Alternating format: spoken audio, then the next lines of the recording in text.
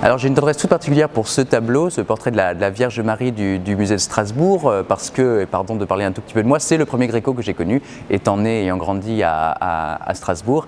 Mais indépendamment de cela, c'est une œuvre absolument magistrale, l'un des rares Gréco dans les collections publiques françaises. Le Louvre en a trois, Strasbourg en a un qui est absolument splendide et dont le Prado conserve une moins bonne version, donc c'est assez rare pour le souligner. Ce qui me plaît dans ce tableau, c'est à la fois la jeunesse du modèle, la Vierge a l'air d'avoir 12-13 ans, et l'intensité magnétique de son regard, qui nous rappelle que Gréco, même s'il se convertit à la Renaissance italienne, n'oublie jamais qu'il a été un peintre byzantin et réussit, quand il en a besoin, à conférer ce pouvoir magique de l'icône à ces Théotokos ou ces Christ Pantocrator dans l'intensité de ces images, avec même cette perspective inversée, cette image qui sort de l'image qui va vers le spectateur. Donc ça, je trouve que c'est un